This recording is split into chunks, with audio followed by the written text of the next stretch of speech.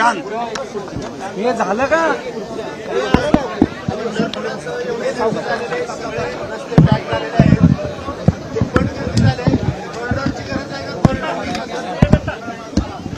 यावर्षी पंढरपूरच्या आषाढी यात्रेला गेल्या वर्षीपेक्षा जास्ती वारकरी या ठिकाणी आलेत पांडुरंगाचं दर्शन घ्यायला, पण अतिशय शिस्तीने सगळे दर्शन घेत आहेत. पांडुरंगाचं नामस्मरणाने पंढरपूर पूर्ण दुमदुमतंय. सगळीकडे एक पांडुरंगमय वातावरण झालेलं आहे, विठ्ठलमय वातावरण झालं आहे आणि वारकरी भक्तीच्या ह्याच्यातून न्हावून गेलेत. आणि राज्य सरकारने देखील अतिशय या ठिकाणी स्वच्छता असेल, पिण्याचं पाणी असेल, चंद्रभागेचा आपलं वाळवंट असेल, या सगळीकडे जे काही दोन्ही साईड आहेत चंद्रभागेच्या, तिकडची स्वच्छता असेल, रस्त्यांची स्वच्छता असेल, हे सर्व ज्या काही सोयीसुविधा त्यांना पाहिजेत त्या यावर्षी दुप्पट केलेल्या आहेत. दुप्पट माणसं वाढवलेली आहेत. आणि ज्या गेल्या वर्षी काही ठिकाणी चिखल होता, आज पाहतो आपण तिकडे कॉन्क्रीटचं हे झालेलं आहे. आणि कुठल्याही परिस्थितीमध्ये आपल्या वारकऱ्यांची गैरसोय होऊ नये याची काळजी राज्य सरकार आणि स्थानिक प्रशासन घेत आहे. चांगलं नियोजन या ठिकाणी झालेलं आहे. आणखी मला वाटतं 2-3 दिवस आणखी आपले हे वारी चालेल. यामध्ये कुठेही काही आपल्या वारकऱ्यांची गैरसोय होणार नाही याचं काळजी घेईल. आपण वारकऱ्यांना 5,000 बसेस सोडल्या, टोल फ्री केलं, ते 20,000 रुपये दिंडीला आपण यावेळेस मानधन दिलं, वारकऱ्यांचा इन्शुरन्स काढलाय आणि वारकरी महामंडळ देखील स्थापन केलेलं. त्यामुळे मोठ्या प्रमाणावर यावेळेस सरकारच्या वतीने देखील काळजी वारकऱ्यांची घेतलेली आहे.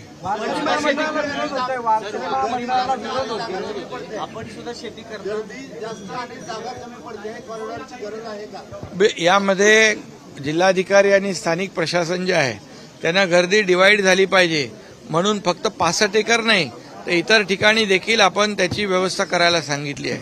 आणि भविष्यात देखील आणखी जे जे काही करायचं आहे ते आपलं शासन आणि जिल्हा प्रशासन नक्की करेल.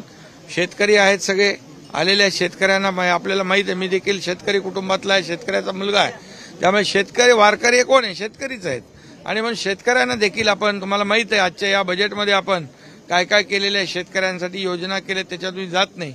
शेतकऱ्यांसाठी, आपल्या लाडक्या बहिणीसाठी, लाडक्या भावांसाठी, सगळ्यांसाठी मोफत वीज देखील शेतकऱ्यांना 7.5 HP पर्यंत जे वापरतात, पंपानी शेती करतात त्यांना आपण वीज बिल माफ केलेलं आहे. यापूर्वीच पीक विमा 1 रुपयात केला आहे.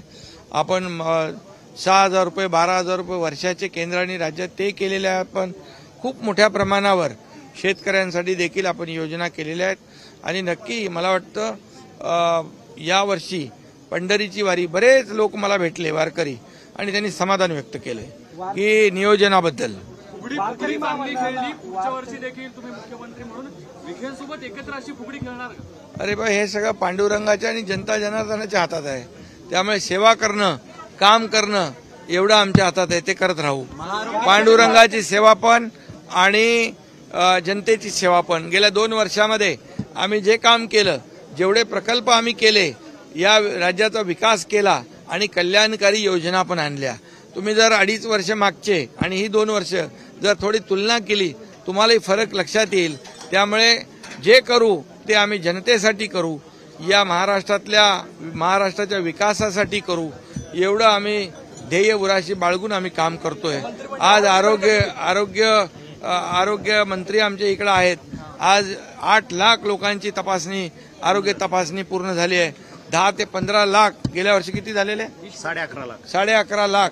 या वर्षी 4 ठिकाणी आपण आरोग्य शिबिरं ठेवलेली आहेत आणि मोठ्या प्रमाणावर आरोग्याची देखील काळजी. काल तर मी एक ICU बघितला, ICUची सारखी व्यवस्था देखील इथं केलेली आहे. आणि म्हणून सगळी अगदी मोबाईल टॉयलेट पासून, पाण्यापासून, सगळं जे काय आहे, पिण्याच्या पाण्यापासून, या सर्व तयारी आपल्या प्रशासनाने केलेली आहे. मला वाटतं यावेळचं नियोजन बघून मला खूप लोक रस्त्यामध्ये येतानाही भेटली आणि मगाशी मी म्हटल्याप्रमाणे त्यांनी समाधानही व्यक्त केलं.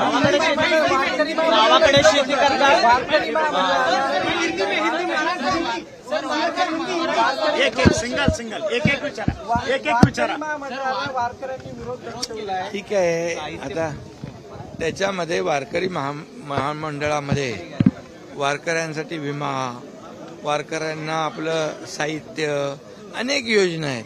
ते जेव्हा त्यांना पूर्ण योजना कळतील, समजतील, त्यावेळी ते स्वतःहून आणि वारकर आणि त्यांच्याशी आम्ही चर्चा करू.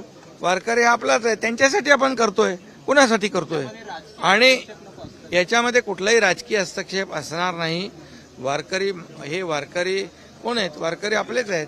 त्यामुळे त्यांना जशा त्यांच्या सूचना येतील त्याप्रमाणे आपण काम करू, त्याप्रमाणे निर्णय घेऊ. मला वाटतं हे पहिल्यांदा होतंय सगळं. हे वारकरी महामंडळ असेल, वारकरी दिंडींना अनुदान असेल, विमा असेल, या सगळ्या ज्या काही गोष्टी आहेत, या सगळ्या निर्णय जे आपण पहिल्यांदा घेतोय. आणि आणखी भविष्यात देखील आज आपण 73 कोटी रुपये मंदिराच्या रिस्टोरेशनसाठी दिले, ते देखील कामी आले. आणखी जे काय आहे, या पंढरपूरचा विकास जो आहे, हा विकास मोठ्या प्रमाणावर होणं गरजेचं आहे. कारण लाखो वारकरी येतात, परंतु इथल्या स्थानिक लोकांच्या बरोबर चर्चा करून, स्थानिक लोकांना विश्वासात घेऊन आपण पंढरपूरचा विकास करू. कारण कुणावरही अशी जबरदस्ती कुणावरही थोपलं जाणार नाही कुठलाही निर्णय. कारण शेवटी हे कुणासाठी आम्ही करतोय? त्यांच्यासाठीच करतोय. मंत्रिमंडळ असू दे, महामंडळ असू दे, मंदिर समिती काय होणार आहे का? पंढरपुर यात्रा इस बार की आषाढ़ी यात्रा बहुत ही जोर शोर से हो रही है. पिछले साल से ज्यादा वारकरी हमारे भाई और बहनें ज्यादा संख्या में यहाँ पर आई है. और वो लोग ने पिछले साल जितनी गर्दी थी उससे ज्यादा यहाँ पर वारकरी लोग हैं. उनके लिए नियोजन सरकार ने बराबर किया है, जिला प्रशासन ने बराबर किया है. साफ सफाई बराबर है, पीने के पानी की व्यवस्था है, मोबाइल टॉयलेट की व्यवस्था है. उनके लिए जो अनुदान है 20,000 रुपये हर दिंडी को, वो देने का सरकार ने निर्णय लिया है. इंश्योरेंस निकालने का निर्णय लिया है, टोल फ्री करने का निर्णय लिया है. यहाँ के जितने भी गड्ढे हैं सब पूरा रोड अच्छे करने का निर्णय लिया है. साफ सफाई पे बहुत ज़्यादा ध्यान दिया है. और आज मुझे कई वारकरी हमारे जो संप्रदाय के लोग मिले, उन्होंने समाधान जताया है. उन्होंने खुशी से, उनके चेहरे पे आनंद दिखाई दे रहा था. ऐसे वो लोग बैठे थे फुटपाथ पे, जगह जगह जहाँ, लेकिन वहाँ सब जगह पे साफ सफाई थी.